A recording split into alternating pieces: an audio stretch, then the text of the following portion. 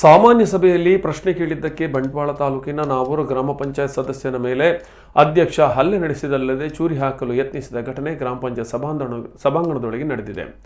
ಗಾಯಗೊಂಡ ಸದಸ್ಯ ಬಂಟ್ವಾಳ ಸರ್ಕಾರಿ ಆಸ್ಪತ್ರೆಗೆ ದಾಖಲಾಗಿದ್ದು ಬಂಟ್ವಾಳ ಗ್ರಾಮಾಂತರ ಪೊಲೀಸ್ ಠಾಣೆಗೆ ದೂರು ನೀಡಿದ್ದಾನೆ. ಬಂಟ್ವಾಳ ನಾವೂರು ಗ್ರಾಮ ಪಂಚಾಯತ್ ಸದಸ್ಯ ಜನಾರ್ದನ ಎಂಬುವನ ಮೇಲೆ ಇಲ್ಲಿನ ಗ್ರಾಮ ಪಂಚಾಯತ್ ಅಧ್ಯಕ್ಷ ಉಮೇಶ್ ಕುಲಾಲ್ ಎಂಬುವ ಹಲ್ಲೆ ನಡೆಸಿದ್ದಾರೆ. ಸಾಮಾನ್ಯ ಸಭೆಯಲ್ಲಿ ಸದಸ್ಯ ಕಾಮಗಾರಿ ವಿಚಾರಕ್ಕೆ ಸಂಬಂಧಿಸಿದ ಬಿಲ್ ಪಾವತಿ ವಿಚಾರಕ್ಕೆ ಪ್ರಶ್ನೆ ಕೇಳಿದಾಗ ಅಧ್ಯಕ್ಷ ಹಲ್ಲೆ ನಡೆಸಿ ಬಳಿಕ ಚೂರಿಯಿಂದ ಇರಿತ ಮಾಡಲು ಮುಂದಾಗಿದ್ದ.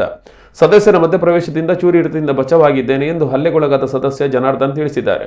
ಸದಸ್ಯ ಜನಾರ್ದನ್ ಬಂಟ್ವಾಳ ಸರ್ಕಾರಿ ಆಸ್ಪತ್ರೆಯಲ್ಲಿ ಚಿಕಿತ್ಸೆ ಪಡೆಯುತ್ತಿದ್ದು ಗ್ರಾಮಾಂತರ ಎಸ್ಐ ಹರೀಶ್ ಭೇಟಿ ನೀಡಿ ಮಾಹಿತಿ ಪಡೆಯುತ್ತಿದ್ದಾರೆ.